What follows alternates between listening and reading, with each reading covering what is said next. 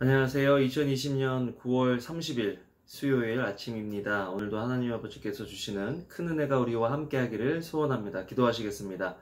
사랑과 은혜가 많으신 하나님 아버지께서 주시는 말씀에 귀 기울이고 돌이킬 수 있는 은혜를 주시옵소서. 예수님 이름으로 기도합니다. 아멘. 여러분 잘 주무셨어요? 오늘은 예레미야 39장 1절에서 18절 말씀을 함께 묵상해 보기를 원합니다. 오늘 말씀을 보면 참 안타까운 일이죠. 하나님의 그 심판의 경고가 그대로 유다 민족에게 또 시드기야 왕에게 이루어지는 것을 볼 수 있습니다. 당시 최강대국이었던 바벨론, 그 바벨론을 어떻게 보면은 대항해서 유다 민족들은 거의 1년 한 6개월 그 시간을 아주 잘 버티고 잘 싸워온 것을 보게 됩니다. 굉장한 일이죠. 예루살렘 성 안에 들어가서 어떻게 보면 항전을 벌이고, 그러나 결국에 시드기야 11년 넷째 달 그달 9일에 그 성읍이 함락됐다. 참 민족적으로 보면 안타까운 일이죠. 그러나 우리가 반드시 기억해야 될 것은 하나님의 말씀은 반드시 이루어진다라는 것입니다. 우리를 향한 축복의 말씀도 반드시 이루어지지만 심판에 대한 경고도 반드시 이루어진다는 것을 우리는 신앙생활 하면서 반드시 알아야 되고, 또 심판의 메시지, 또 회개의 메시지를 하나님께서 우리에게 주셨을 때 우리가 어떻게 반응해야 하는지를 오늘 본문을 통해서 보게 됩니다.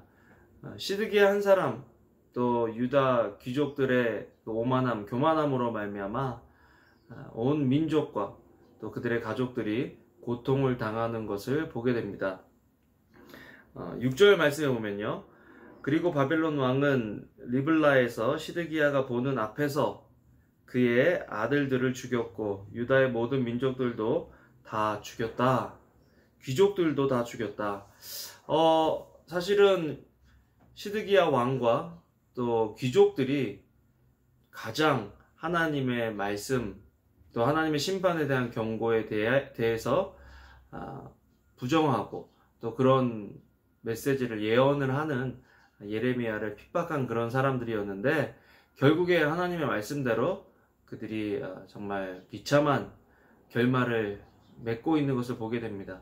왜 이 사람들이 그렇게 하나님의 말씀에 불순종했을까 생각해보면, 인간적으로 세상적으로 자기가 가지고 있는 것들을 포기하지 않았기 때문이죠. 하나님은 분명히 이제 어느 순간에는 심판이 너무 명확하게 정해져 있었기 때문에, 그러면 심판을 하실 거라도 그래도 그들을 조금이라도 덜 힘들게 덜 고생하도록 바벨론에 항복하고 포로로 잡혀가면 오히려 거기서 내가 복을 주겠다라고 말씀하셨는데, 그것까지도 이스라엘 백성 유다 민족들이 놓지를 않는 거죠. 포기하지 않는 거죠.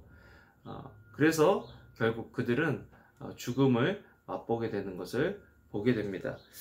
참 안타까운 것은 시드기야가 보는 앞에서 그의 아들들, 왕자들이죠. 왕자들이 죽임을 당하게 됩니다. 여러분, 정말 자녀를 먼저 보내는 그 부모의 심정을 우리가 알 수 있을까요? 얼마나 힘들고 괴로운 일일까요? 그것도 자기가 잘못해서, 자기가 하나님께 순종하지 못하고 잘못된 결정을 내렸기 때문에 그런 일들이 일어났다면 그것만큼 힘들어하는 일이 있을까요? 시드기야는 지금 그런 상황을 경험하고 있습니다. 또한 시드기야는 그 하나님 말씀보다 더 두려워했던 그 대상들 있잖아요. 어떻게 보면 그 대상들은 바로 유다의 귀족들이었습니다. 하나님 말씀보다 더 두려워하던 그 대상도 반드시 하나님의 손에 심판을 받게 되어 있다는 것입니다. 우리가 하나님보다 더 두려워하는 것이 있다면 그것도 우상숭배죠. 하나님보다 더 사랑하는 것이 있다면 그것이 우상숭배입니다. 여러분, 오늘 하루를 살아가시면서 내가 하나님보다 더 사랑하는 것이 있는지, 또 우리가 하나님보다 더 두려워하는 것이 있는지를 한번 살펴볼 필요가 있습니다. 그런 것들이 있다면 그런 것들을 제하여 버리고 하나님만 두려워하고 또 하나님 말씀에 귀 기울이는 것이 필요하다는 것을 오늘 본문을 통해서 보게 됩니다. 그러면 예레미야는 어떻게 되었느냐? 예레미야는 하나님께서 보존해 주시겠다라는 말씀대로 예레미야를 보존하는 것들을 보게 됩니다. 재밌는 것은요, 느부갓네살 왕이 예레미야를 기억하고 알고 있다는 것입니다.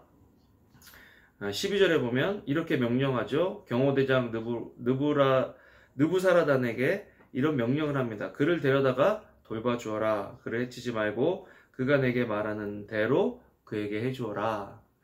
그래서 예레미야는 예루살렘에 남게 됩니다.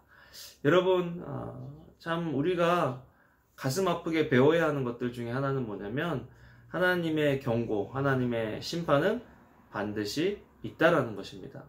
그것이 우리 한 개인의 죽음이 되었던 아니면 하나님의 인류에 대한 멸망의 심판이든 반드시 그 마지막이 있는데, 마지막 때에 우리는 하나님이 기억해 주시는 사람들인가, 또 하나님의 그 생명책에 기록되어 천국에 갈 수 있는 그런 사람들인가. 어떻게 우리가 천국에 갈 수 있죠? 예수님을 우리 마음의 개인의 구주와 구세주로 모시는 일입니다. 우리의 죄를 자백하고 예수님을 우리 인생의 주인으로 또 구세주로 인정할 때 우리는 구원을 받을 수 있는 거죠. 마지막 심판의 때가 가까웠다라는 생각을 참 많이 하게 되는데요. 이럴 때일수록 우리의 구원을 점검하고 또 우리 주변에 우리 가족들이나 동료들, 친구들이 이런 구원을 받았는지 점검하고 그들에게 하나님의 심판에 대해서 또 하나님의 구원에 대해서 말해줄 수 있는 저희들이 되면 좋겠습니다. 같이 기도하겠습니다. 사랑과 은혜가 많으신 하나님, 오늘도 주님의 은혜의 보좌 앞에 나왔습니다. 주님께서 주시는 말씀이 참 힘들고 어렵고 받기 힘든 그런 말씀이라도 주님의 말씀이라면 우리가 받고 또 회개하고 또 말씀을 이루시는 그 하나님의 말씀을 붙잡고 살아갈 수 있는 하루 되게 하여 주시옵소서. 감사를 드립니다. 예수님 이름으로 기도합니다. 아멘. 여러분, 오늘도 좋은 하루 되세요. 사랑합니다.